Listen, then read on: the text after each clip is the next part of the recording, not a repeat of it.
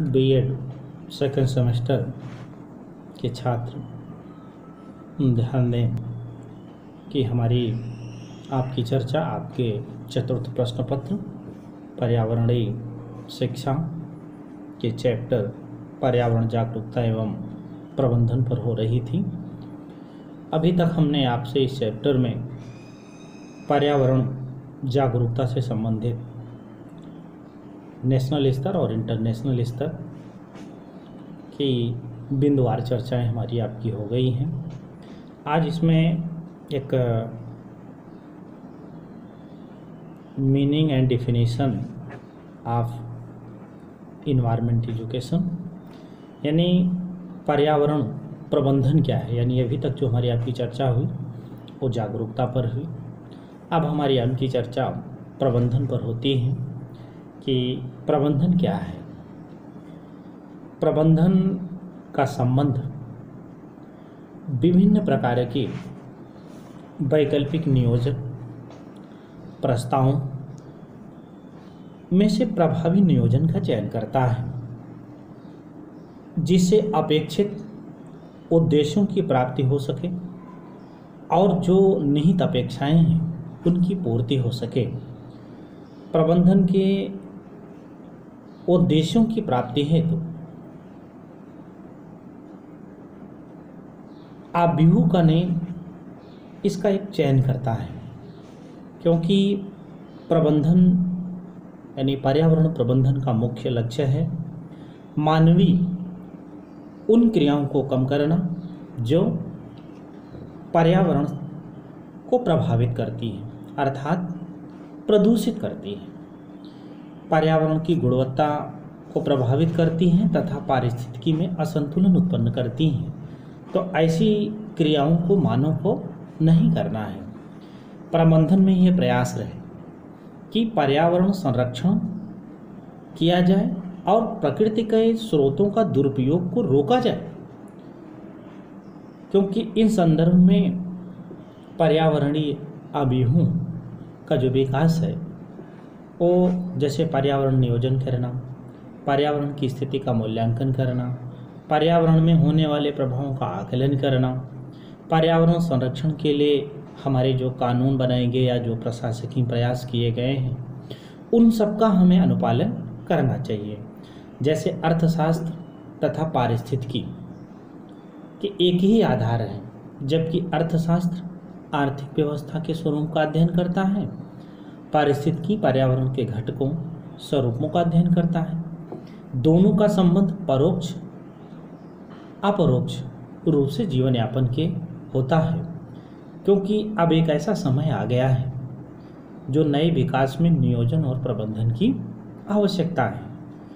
क्योंकि एक विद्वान है डेनिस ने लिखा कि पर्यावरण प्रबंधन शब्द का संबंध पर्यावरण प्रतिमान से है, जो यह आश्वस्त करता है भोजन के विस्तरण में वृद्धि, पूंजी में वृद्धि, वार्षिक कृषि उत्पादन में वृद्धि होगी, भूमि का डेवलपमेंट होगा।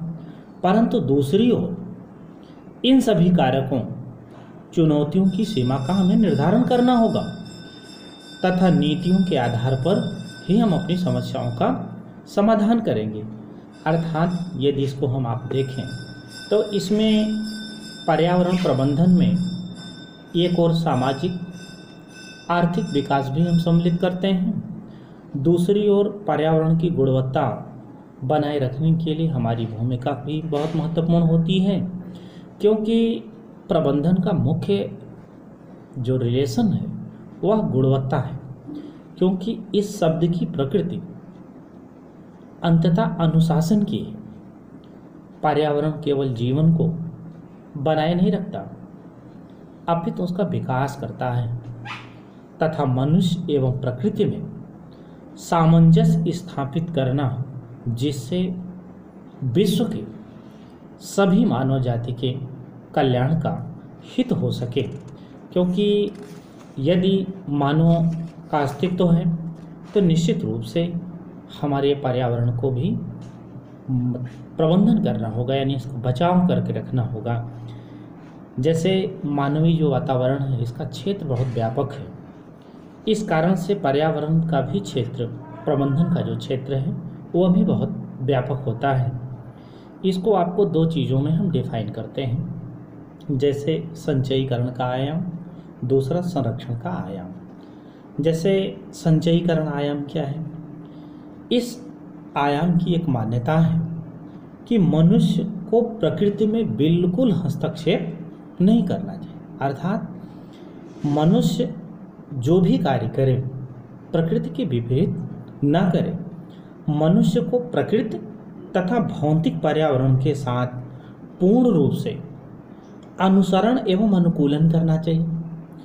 यह आयाम व्यवहारिक नहीं है, क्योंकि हम अपनी जीविका के लिए, अपनी प्राथमिक आवश्यकताओं की पूर्ति के लिए प्राकृतिक संसाधनों एवं स्रोतों का उपयोग करते तो जरूर हैं। आर्थिक विकास हेतु हो, चाहे औद्योगिक विकास हेतु हो, चाहे कृषि के विकास के लिए हो, हम डिपेंड किस पर हैं? वो प्राकृतिक स्रोत पर ही डिपेंड है। यदि मनुष्य प्रकृति में ही हस्तक्षेप करने लगेगा तो विकास उसका नहीं हो सकता, प्राथमिक आवश्यकताओं की उसकी पूर्ति नहीं हो सकती। आज प्रकृति के स्रोतों के उपयोग के बिना क्या हमारा आपका जीवन जी पाना संभव होगा? प्रकृति साधनों का संचय करना ये हमारा आपका नैतिक दायित्व है। इसी को हम आप कहते हैं संचयीकरण का आयाम। दूसरा आता है संरक्षण का आयाम। संरक्षण इस आयाम की मान्यता या अवधारणा या विचार जो भी कह ले, उसमें है कि भौतिक, जैविक, पर्यावरण का औद्योगिक, तकनीक तथा सामाजिक संस्थाओं के साथ हमारा क्या होना चाहिए? समायोजन होना चाहिए। इसके अनुसार प्राकृतिक स्रोतों का जो उपयोग है वो सामाजिक आर्थिक विकास के लिए करना चाहिए, परंतु ध्यान रहे पारिस्थितिकी संतुलन तथा पारिस्थितिकी तंत्र में स्थायित्व भी बनाए रखना, जिससे हमारी पर्यावरण की गुणवत्ता बनी रहे। इसकी दो संभावनाएं होती हैं। पहली चीज, मानवीय क्रियाओं पर नियंत्रण करना होगा, जिससे पर्यावरण पर पड़ने वाले कुप्रभावों को हम कम करें। प्राकृतिक पर्यावरण के उत्पादन में वृद्धि की जाए, पारिस्थितिकी में संतुलन व स्थायित्व रखा जाए।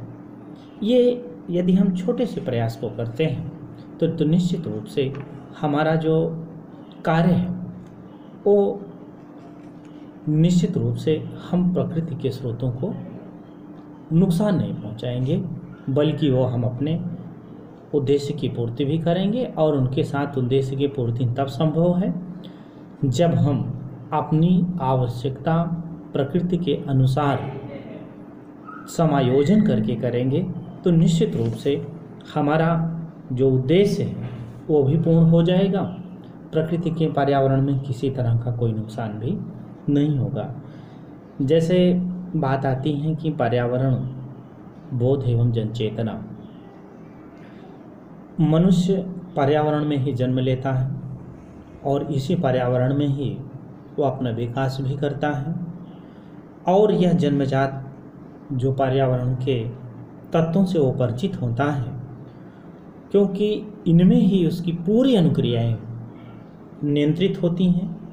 आदिवादी जिनको घटनाओं भी हम कहते हैं, जैसे भूकंप हुआ, ज्वालामुखी हुई, सूखा हुआ, बाढ़ हुआ आदि भी वो झेलने की उस मनुष्य में एक स्टेमिना आ जाती है, आदत बन जाती है। साधन संपन्न समाज प्रकृति के प्रभावों को कम करने के लिए बहुत सारी तकनीकी का प्रयोग भी करता है, जिससे प्रकृति के तत्व भंग हो जाते हैं। अपनी प्रगति को बनाए रखने के लिए हम प्रकृति के तत्वों की अनदेखी कर देते हैं, और यही नहीं, हम खुद ही अपने को पर्यावरण संकट में जन्म देते हैं।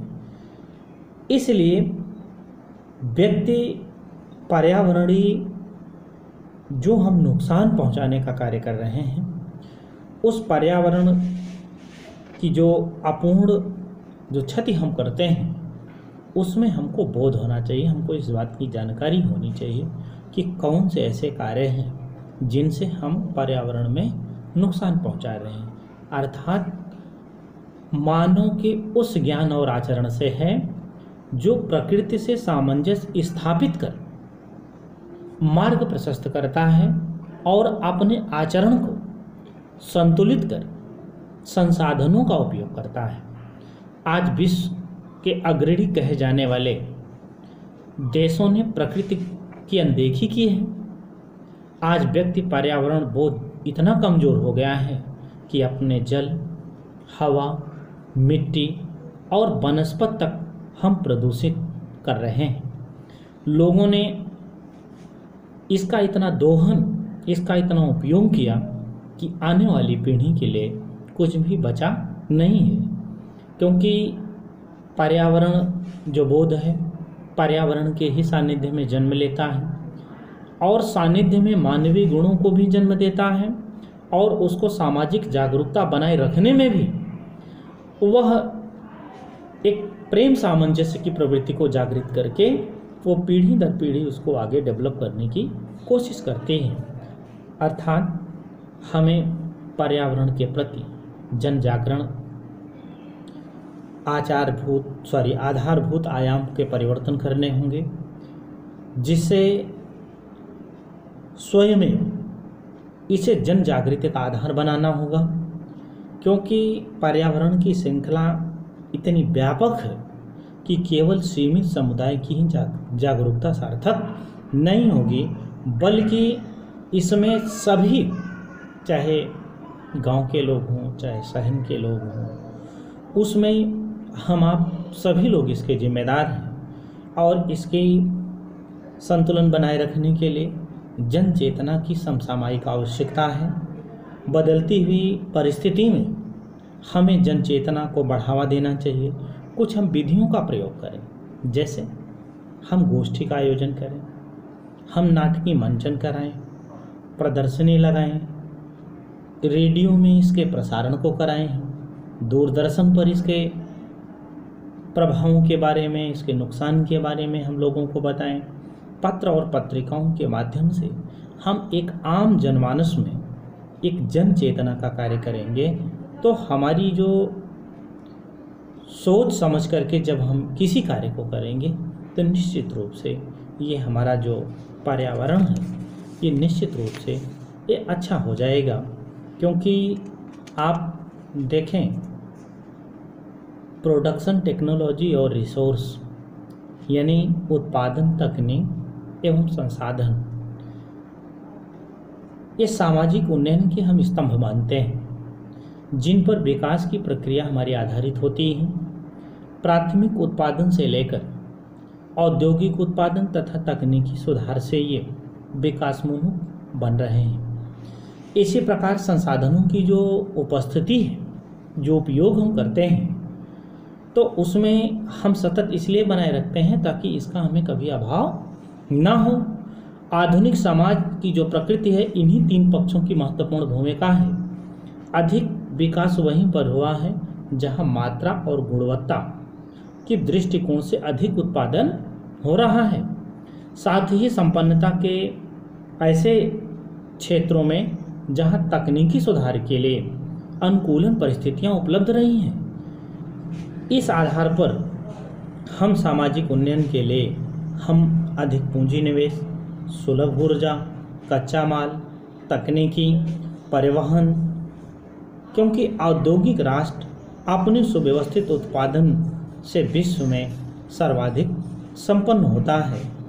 उदाहरण के लिए जैसे क्लोरो कार्बन का विकल्प ढूंढ रहा है, क्योंकि शीत ताप नियंत्रण उद्योग पर आधारित होता है। इस तरह से बहुत सारे ऐसे कार्य हैं जिनके माध्यम से हम अपने पर्यावरण को